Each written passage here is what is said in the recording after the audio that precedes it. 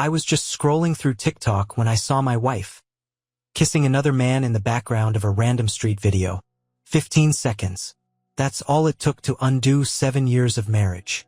She wore the coat I gave her and wrapped herself in someone else. Some betrayals don't scream. They show up quietly in the background of a stranger's video. It hit me like a punch to the chest. A sweet, normal clip of a street violinist. Some tourist had posted it from a city 2 hours from us. But there, behind him, blurred but unmistakably clear, was my wife. Not just walking, not just talking. She was laughing in that way I used to love. And she was kissing someone who wasn't me. Same coat I bought her last Christmas. Same hair she spent 2 hours curling that morning. Same smile she gave me before heading out to visit her cousin. I watched the video 5, 6, maybe 10 times. Rewinding, zooming in, hoping I was wrong, praying the image would change. Didn't. My thumb hovered over the share button, but I didn't send it to anyone. Not yet. I needed time to process what my eyes couldn't unsee. The video only lasted 15 seconds, but it shattered 7 years of marriage in half that time. I remember the moment I bought that coat. She twirled in it like a kid trying on a princess gown, kissed me and whispered, "You always know what I love." Apparently, I didn't. The guy she was with? I couldn't make out his face clearly, but there was an arm around her waist like it belonged there, and she leaned into him like it did too. I checked the timestamp. 2 days ago. 2 days. 2 days she told me she had food poisoning and slept through half the afternoon. Meanwhile, she was out there, in daylight, kissing a man in a city she had no reason to be in. I didn't confront her. Not yet. Instead, I asked her how she was feeling that night. She said her stomach was still off. She wrapped herself in the same coat from the video.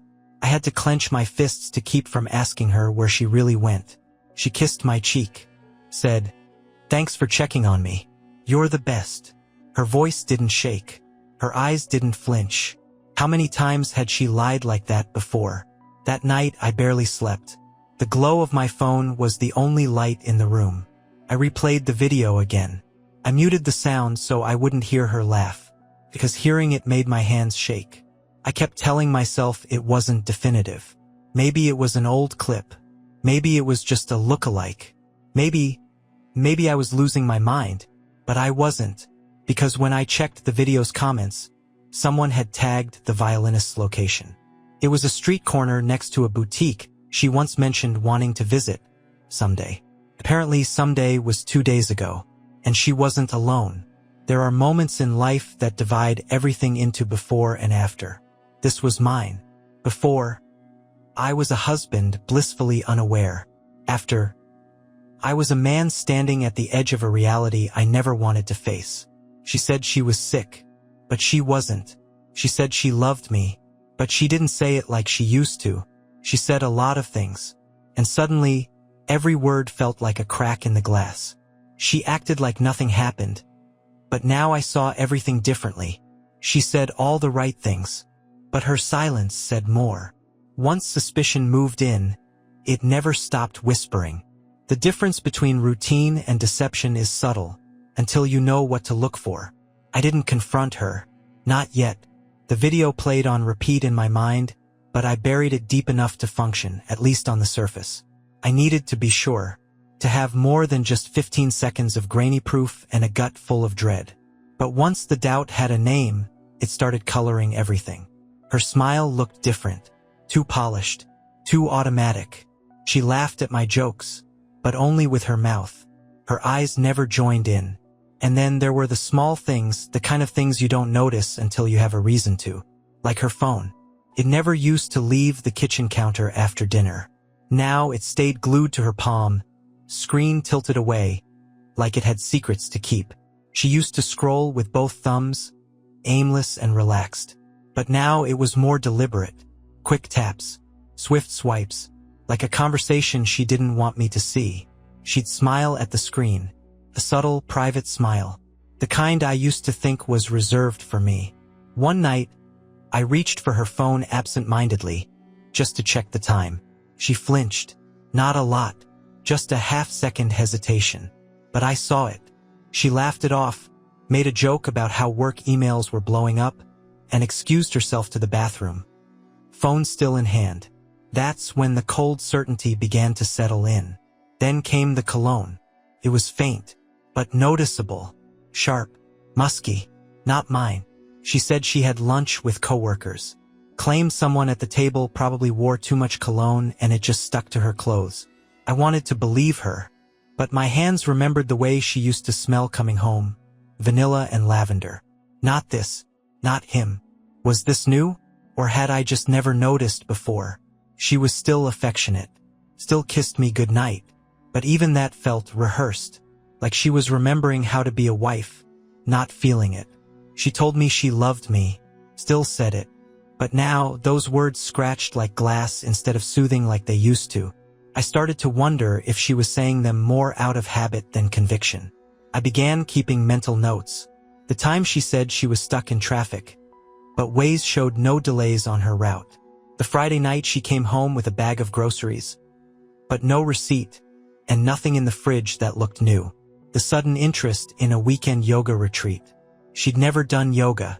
The way she locked the bathroom door now, even when just brushing her teeth. And maybe the worst part? She looked happy. Genuinely, effortlessly happy. Not the kind that comes from a long day at work or a silly meme. No, this was the kind that bubbles up when you're being seen, desired, wanted. I used to be the reason for that glow. Now I was just the shadow standing next to it. A second video showed up. Different location. Same man. Same woman. My wife.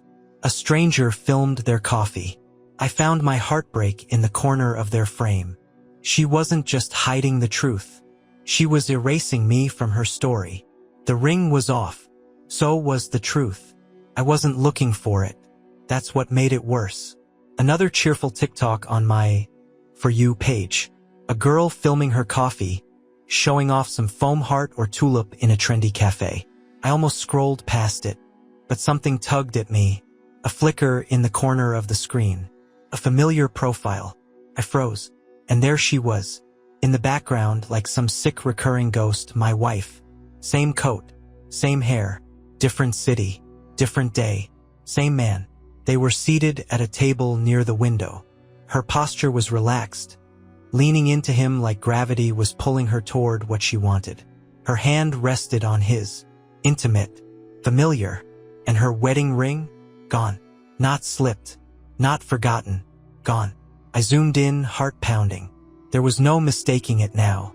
This wasn't a misunderstanding or a misidentified moment. This was a pattern. 2 videos. 2 cities. 2 lies. 1 truth. She wasn't just cheating. She was living a second life. In the shadows of other people's content. A stranger filmed their latte, and in the corner of their joy, I found my heartbreak. The irony of it burned deep. My life unraveling in the background of someone else's good day. That night, she came home humming. She dropped her purse by the door, kicked off her shoes, and made some offhand comment about how work was dragging. I nodded. I even smiled. But all I could see was her laughing across that cafe table. Her eyes lighting up in a way I hadn't seen in months. I wanted to ask her where she'd been. I wanted to scream, but I didn't, because now I needed more than just my anger. I needed answers, patterns, proof. So I asked about her day. She said the usual meetings, emails, coffee run with coworkers. Coffee, of course. I asked which cafe. She paused for just a second too long before saying one that didn't match the background of the video. I nodded again, and something inside me finally clicked. From that moment on, I stopped seeing her as my wife. Not the way I used to. Now, she was a puzzle with missing pieces. A story with bad edits. Her details didn't match. Her timing was off. Her affection felt too practiced. She told me she had a team lunch on Thursday, but her work calendar, which used to be openly synced to mine, suddenly wasn't visible anymore. She claimed she'd gone shopping, but came home empty-handed and said she changed her mind. She said she was tired, but her face carried a glow that didn't come from rest. The woman I once knew like the back of my hand, she was gone, and in her place stood a stranger wrapped in familiar skin. I asked where she'd been that day. She smiled and said, just running errands. She lied with a smile, and I smiled back, drowning in silence. If she could erase a whole afternoon, how many other days had vanished too? The first lie wasn't just a betrayal. It was proof that the truth didn't live here anymore. My voice didn't even shake. I practiced it in the mirror, calm, casual, curious. Not accusatory, not desperate, just enough interest to seem real. Because I already knew the answer. I had the video saved, the timestamp circled. She was at that cafe, her hand on his, laughing like she'd forgotten I existed. The only thing missing was the soundtrack of my own heartbreak playing in the background. She lied without blinking, said she was running errands. Then she kissed my cheek and asked if I wanted takeout for dinner. That was it. No flinch, no stutter, just pure polished ease. Like lying was second nature now. And maybe it was. I nodded like I believed her, smiled even. But inside, something twisted. Not just my stomach, my reality. Because now I knew. She could lie to my face and still sleep beside me at night. She could smile with lips that had kissed someone else hours earlier. She could look me in the eye and pretend nothing was broken. I excused myself and stepped into the other room, said I had a call. But really, I just stood there, phone against my ear, listening to the sound of my own breath. Trying to figure out when the woman I married learned how to disappear while standing right in front of me. I used to believe her without question. Now, every word was a thread I wanted to pull until the whole story unraveled. Later that evening, she posted a photo on Instagram, an old one of us on a hiking trail, smiling like we hadn't a care in the world. Grateful for the little things, the caption said. I stared at it, reading the words again and again. It felt like watching a stranger wear my face in a memory that no longer belonged to me. I wondered if he saw it too. If she sent him the same pictures. If they laughed about how easy I was to fool. The truth wasn't just that she was cheating. It was that she didn't care that she was lying. No guilt. No hesitation. Just errands. A single word that collapsed everything. That night, I watched her sleep. I wondered if she dreamed of him. I wondered if she even dreamed of me anymore. Her hand slipped into mine at some point in the dark. Reflex. Muscle memory. Nothing more. But I didn't pull away. Because part of me still wanted to believe it was real. And that part scared me the most. I printed screenshots. Laid them out like evidence in a courtroom. She froze. I laid down the truth like a dealer in a card game I never wanted to play. Her laugh didn't say, "I'm sorry." It said, "You're too late." Some confessions don't come in words. They come in silence. Or worse, shrugs. I waited until the house was quiet. No music. No clinking dishes. Just the hum of the refrigerator and the ticking of the clock we got as a wedding gift back when time still felt like it was on our side. She was on the couch scrolling. Same position she'd been in 100 nights before. But this night was different. Because this time I had the truth in my hands. I walked over slowly, each step heavy with the weight of everything I didn't want to know. And I laid them down, one by one, on the coffee table in front of her. Screenshots. Paused frames. Cropped, highlighted, timestamped. The street musician video. The cafe latte clip. Her hand on his. Her ring missing. His face turned just enough to be seen. Same coat. Same woman. My wife. She didn't speak. Just stared. And then she laughed. Not nervously. Not in disbelief. No, this was something else. Cold. Detached. Like she'd been expecting this moment and was already 10 steps ahead of it. It made my skin crawl. I stood there waiting for anything, tears, apologies, denials. Something human. But all I got was that hollow laugh echoing in a room that used to feel like home. Then she looked up at me. Her face unreadable. Her voice soft. "So, you've been watching." Like I was the one hiding something. I didn't yell. Didn't curse. I just sat down across from her, feeling the weight of 7 years pressing against my chest like a cinder block. I asked one question, "How long?" She didn't answer. Just glanced down at the photos again and shrugged. As if months or maybe years could be summed up with a shrug. I realized then she wasn't going to explain. Not because she couldn't, but because she didn't think she owed me that anymore. There's a kind of silence that follows a betrayal like that. Not the peaceful kind. The kind that screams. And in that silence, something in me broke. Not loudly. Just quietly enough to never be the same again. I gathered the photos, slid them back into the envelope I prepared. She didn't ask what I was going to do next.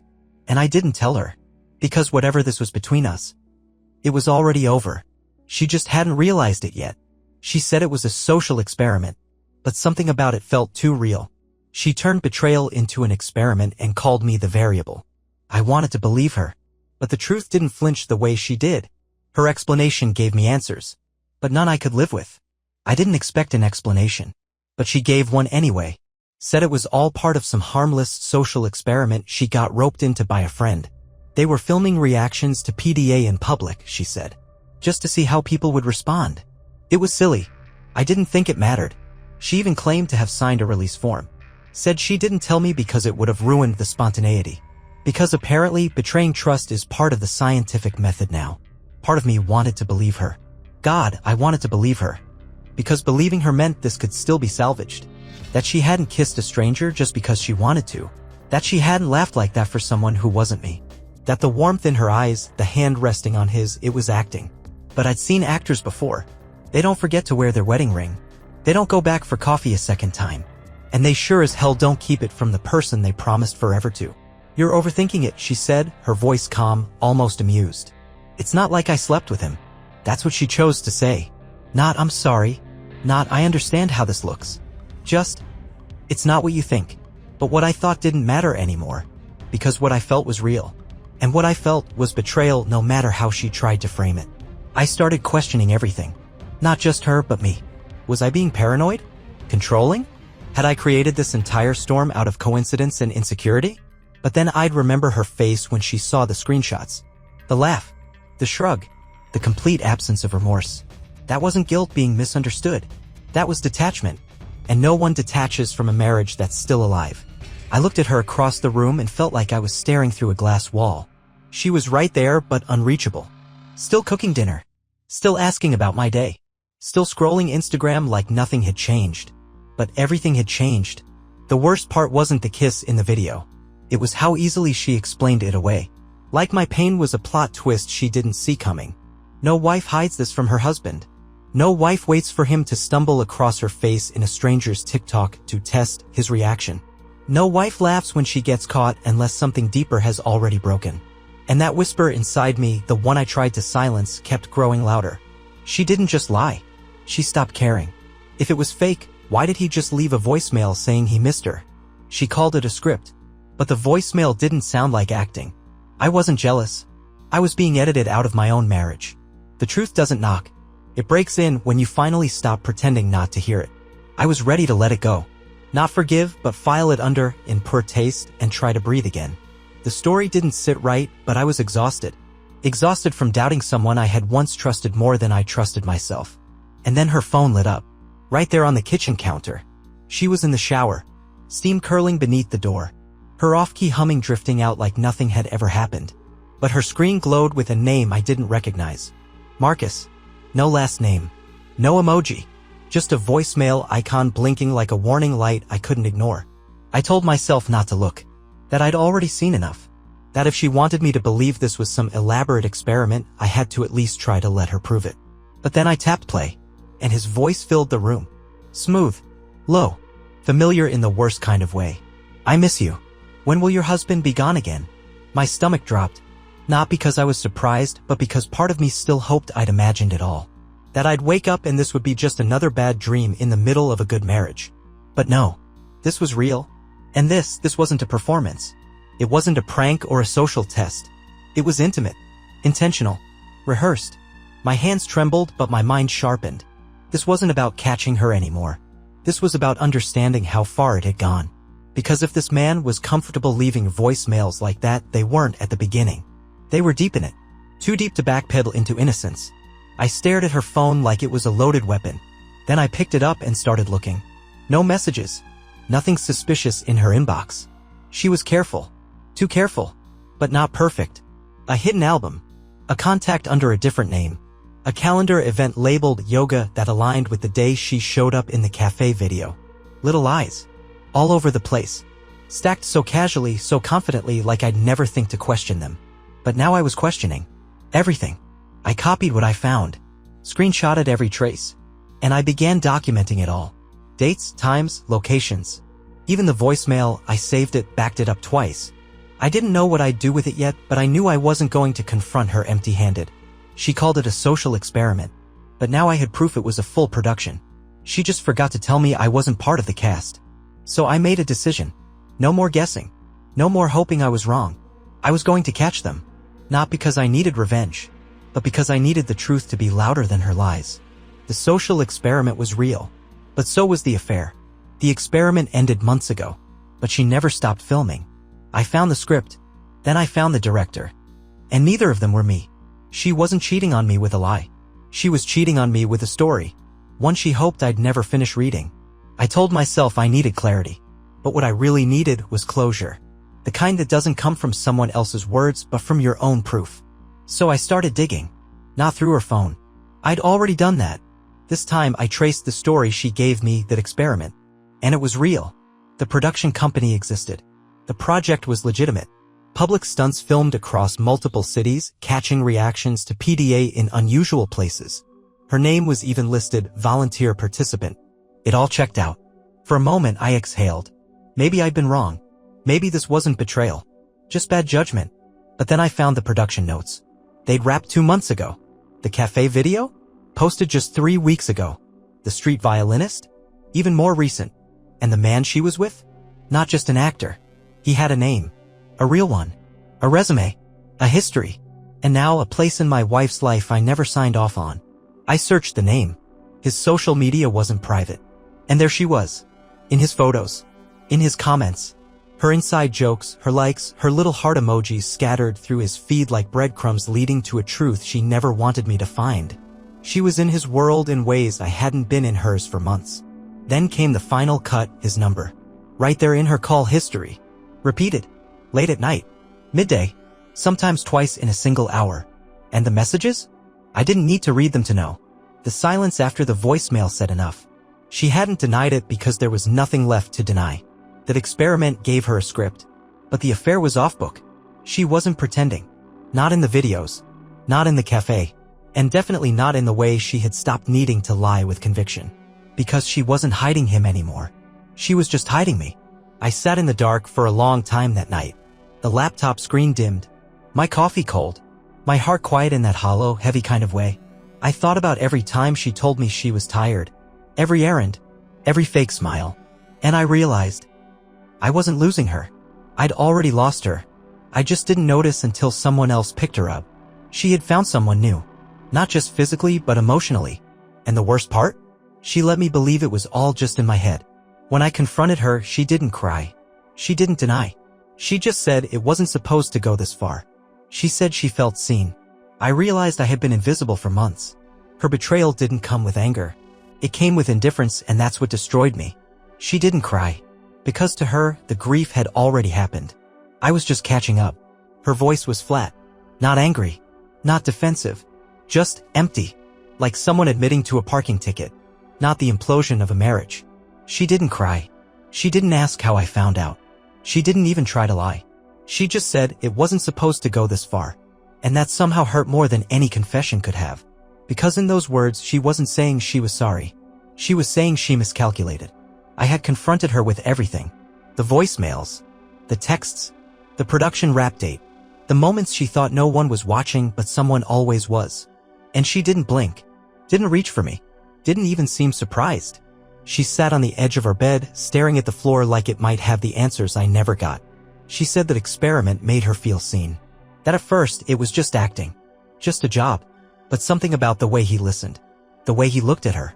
The way she felt when she laughed with him instead of at nothing. It reminded me of a version of myself I thought was gone, she said. And I just sat there, married, loyal, and completely invisible. I wanted to scream. To ask her where I had gone in all this. When did we become background noise to a stranger's attention? But all I could manage was silence. Because in that moment I understood something cruel. She hadn't fallen out of love with me. She had simply fallen into something else and never bothered to tell me. The space between us felt unbearable. Not just emotional, physical. Like I could see the gap where the trust used to be stretching wider with every second that passed. She said she didn't know how to stop once it started. That it felt too good to let go of. That coming home to me felt like playing a role she'd already outgrown. I asked her one final question. Why didn't you just leave? And she whispered something I still can't unhear. Because I didn't want to hurt you. As if she hadn't already. As if standing in the ruins together somehow made it better than walking away. She left that night. Not with her things. Not with a suitcase. Just her keys, her phone, and the silence between us. I didn't stop her. I couldn't. Because whatever we had was already gone. She'd just been the last one to admit it. She played with trust like it was a prank. But the damage was real. She didn't just lie to me. She rewrote our story and left me in the footnotes. Some betrayals don't leave bruises. They just echo every time you try to trust again. I wasn't broken. I was edited out. In the end, I walked away with a folder full of screenshots and a heart I didn't recognize anymore. I still have them stored on a drive somewhere. Frozen moments, grainy frames of truth I didn't ask for. A hand on his. Her smile caught in slow motion. Words typed in secret. Voicemails never meant for me. But that's not what stayed with me. It was the quiet. The realization that love can vanish without warning. That someone can lie with a straight face, sleep beside you with no guilt, laugh at your jokes while thinking of someone else. She called it an experiment. Like trust was something you could poke and prod just to see what happens. But I wasn't a variable. I was a husband. I was her husband. And she turned me into a hypothesis she didn't bother proving right. People film social experiments to test others. To see what strangers will do when pushed, when surprised, when provoked. But sometimes they reveal more than intended. Not about the crowd. Not about the people walking by. But about the ones we sleep beside every night. The ones we say, I love you to with our eyes closed. In the weeks after she left, I kept waiting for closure. A text. A letter. A sign that it all meant something even if it ended badly. But closure isn't something people give you. It's what you build when there's nothing left to hold onto. I deleted the photos. Unfollowed her everywhere. Donated the coat she wore in those videos. Not out of spite, but because I couldn't stand seeing it anymore. The silence she left behind was deafening at first. But in time, it started to feel like peace. There's a kind of mourning that comes with betrayal. Not just for the person who left, but for the version of yourself that believed them.